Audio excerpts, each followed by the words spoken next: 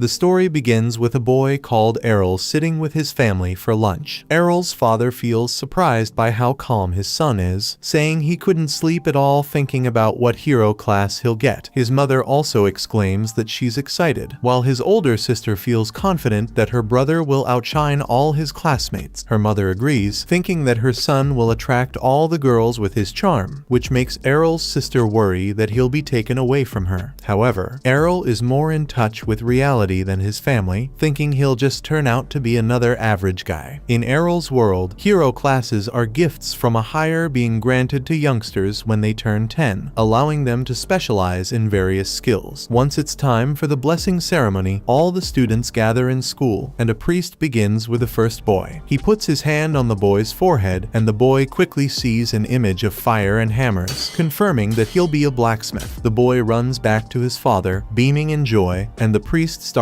to work on all the remaining students. Once it's Errol's turn, his sister says that he'll get a special blessing for sure, and he walks up to the priest while his family cheers. People start whispering in envy about Errol, thinking that he'll get advanced classes like his parents, Farah and Leon, who are sword princess and archmage. Once Errol gets close to the priest, he closes his eyes and focuses his mind, but fails to see anything. The priest feels surprised that he doesn't have a blessing and announces that Errol is a rare case of a classless hero. Errol's family instantly loses their excitement, thinking they got totally scammed and that his fate is ruined as a talentless failure. The next day, Errol gets to practicing ordinary swordsmanship. His parents assure him that they won't kick him out of the house. Errol tells them that he's doing fine and just doesn't want to be a freeloader, while his sister promises to keep supporting him. Seeing how concerned his family is, Errol once again reminds them that he has always been practicing swordsmanship with his mother, so he can still be useful despite not having a class. However, he thinks that his mother is an awful teacher because she always blows him away in training with her incredible strength. As he finishes his explanation, Errol's mother feels happy that her son is so wise, while his father thinks that he might actually be able to get a real job. Seeing them all fawn over him, Errol gets sick of his family's attention and leaves to train. As he walks into the training ground, Errol finds two swordsman class students dueling it out with their swords. While fighting, the boys notice Errol and ask what he's doing here without a class. He calmly tells him that he's going to train just like them, but the boys tell him that they're only having fun with their swords since they don't have to train because of their class. Then, they offer to show Errol how much skill they have gained from their class, and start sparring once again. While watching them fight, Errol notices how smooth their movements are because of the swordsman class, and asks them to fight him. One of the boys laughs at his audacity for challenging him without a class, but Errol thinks that he doesn't need one, feeling insulted. The boy accepts Errol's challenge to teach him a lesson. Before fighting, the boy asks Errol to make sure he still has the protection blessing, which is a temporary shield everyone gains at birth that recharges when the user isn't receiving damage. Errol nods and confirms that he won't lose his life to the boy's powerful attacks and tells him to get ready for the duel. Enraged by his constant taunting, the boy charges at Errol and swings his sword, but he easily parries it to his shock. Then, Errol dodges another slash before locking the boy in a parry. The boy's partner thinks he's just having fun and tells him to finish the match, but he tells him that Errol isn't so easy to fight. As they continue trading parries, the boy realizes he can't beat Errol on his own, so he cheats and asks his partner to gang up on him. The other boy jumps at Errol from behind, but he senses the attack and dodges it. Watching the two boys argue with each other, Errol realizes that their class doesn't help the boys with their teamwork, and he swoops in to finish them both off. The boys notice him coming, but suddenly, Errol vanishes from their sight before coming under one of them and knocking him clean out with a jaw punch. As his teammate falls, the other boy rushes to attack Errol, but he trips on his own friend, giving Errol the chance to knock him out as well. With both boys on the ground, Errol calmly announces that he won the fight, but they get angry and claim that he attacked them while their guard was down. As they ask Errol for a rematch, he easily agrees, but before it starts, a boy behind them warns the others not to try it, reminding them that they can't make cheap excuses like that if they fail on the battlefield. After the red-haired boy tells them they're a disgrace to all swordsmen, one of the two boys tries talking back to him, but his friend reminds him of red-haired boy's high status. The redhead then walks up to Errol and asks if he's the son of Sword Princess. Princess Farah. When Errol nods, the boy praises him for learning some solid swordsmanship from his mother. However, he reminds Errol that the two swordsmen he took down are just inexperienced children as he points his sword at him, challenging him to a real fight. The boy declares that he'll prove the real power of the swordman class, while the two other boys wonder if he's the village security Captain Evan's son. The boy confirms his identity, and Errol remembers that his father used to contact his mother to hunt monsters. Errol thinks that the cute boy looks nothing like his father, and wonders if he'll also turn into a gruff-looking man. The boy's shoulders start trembling as he praises his father for being a powerful swordsman and wise mentor. He thinks it's unfair that, despite his father's great qualities, Errol's mother unfairly stole away his father's title of the village's strongest swordsman. At his jealous words, Errol realizes that the boy is just taking out his frustration on him because he hates his mother, and the redhead feels embarrassed to get called out, but asks Errol if he thinks the same. Errol confirms that his mother is the strongest person in their village, but the boy tells him that he inherited the best swordsman talent from his father, so he'll defeat Errol to prove that his family is superior. After calming down, the boy tells Errol that he already became a swordsman a year ago and has been training hard under his father ever since. With his dedicated practice, the boy thinks he has no chance of losing. However, Errol reminds him that he also received guidance from his powerful mother, so he's not going to lose against him. Both boys raise their swords to begin the fight, and the redhead attacks first. Errol parries his attack and strikes back, and they both engage in a fierce battle. Watching them exchange blows, the other two boys feel shocked that Errol is keeping up with the redhead despite being classless. Watching the boy swing his sword, Errol admits that he's much stronger than the other two, but his moves are driven by anger. Errol waits for him to slip up and attacks once he gets an opening. However, the boy unleashes a twin slice skill, which drives Errol back into a wall. The redhead feels surprised that his first slice was blocked, but notices that Errol got injured by the second. Finally losing his calm, Errol asks about the boy's ability, and he explains that it's a swordsman class skill that can't be blocked by someone classless. However, Errol feels determined that he can learn to block it with enough practice, and the redhead praises his resilience. A few days later, Errol's sister watches him snore late in the morning and tries to wake him up with a kiss. He gets up before she can touch him, coldly knocking her away with his head. Errol's sister gets offended and demands an apology kiss as he leaves his room to get breakfast. Their mother smiles and serves breakfast, and the family sits down to eat together. Errol's sister asks him if he's going to train again, and he nods. This angers her, and she tells him to take it easy and let her support him. However, Errol ignores her and gets up to leave, and his sister wonders why he's been going out to train daily ever since he returned home beaten into a pulp. Farah reassures her that Errol will be fine, explaining that they have a secret she doesn't know. She takes her daughter outside and opens a chest full of broken swords, revealing how hard Errol has been training the past few days. While his sister feels surprised, Errol's mother feels happy that her boy got inspired after dueling with other kids. Errol's determination also cheers up his sister, but she still wants to create a world where classless people like him aren't discriminated against, while her mother smiles at her noble goal. Meanwhile, in a forest, Errol whacks at a training target on a tree before backing up for an attack. He then unleashes a twin slice just like the redhead and feels satisfied with his power. While Errol thinks getting beaten up by the redhead was worth it, a goblin silently stalks him in some bushes. It jumps out to attack with its club, but Errol turns around and defeats it with a twin slice. While Errol feels happy with his skill's power, a large monster roars behind him. He turns around to report the monster's appearance to village security, but stops after hearing a panicked scream. Finding the scream familiar, Errol turns around, thinking that he doesn't have time to call security before that person gets hurt. He grabs his sword's handle and runs into the forest, mentally assuring himself that he'll be fine. Once he gets close to the source, Errol peeks from a bush and finds the redhead with a bloodied arm. Then, he notices a giant hobgoblin looming over the boy and wonders why it appeared. Errol then realizes that the redhead was also practicing like him and defeated some wild goblins, which attracted the leading hobgoblin. While the hobgoblin backs the boy into a corner, Errol gets behind it and prepares to launch his attack from the best angle. Errol takes a deep breath to prepare, and the redhead thinks that it's game over for him. The hobgoblin raises his club for the finishing blow, but suddenly, Errol cuts it down with a twin slice attack. After After the monster falls to the ground, Errol thinks he has finally mastered the technique's footwork. The redhead tries to walk, but he stumbles into Errol's arms. Noticing that the boy lost his protection blessing, Errol asks if he has any holy water to heal his wounds. The boy silently looks at his smashed water bottle on the ground, so Errol offers him his own holy water. After he drinks the water, his wounds disappear, and the redhead feels annoyed by how strong Errol has gotten. Errol notices that his energy has returned, and the boy thanks him for his water before asking again about his powerful skill. Errol calmly reminds him that it's just a twin slice, but the boy asks how he learned it without a class, knowing that ordinary people can't learn special skills. Errol explains that he pushed his training to the limits for this one. The redhead feels confused, so Errol explains that he learned the skill by adjusting to its timing and footwork. Then, Errol tells the redhead that he was the most important resource, since he helped him understand the skill after beating him up dozens of times with it. While the boy feels overwhelmed by this information, Errol tells him that he's been training the twin slice skill to defeat him in their rematch. Feeling impressed by Errol's dedication, the redhead accepts his rematch challenge. Errol asks him if he's sure, but the boy tells him it's the least he can do after he saved him and healed his wounds. Errol feels surprised that he knows how to repay favors, and the boy feels insulted by his low opinion of him. Soon,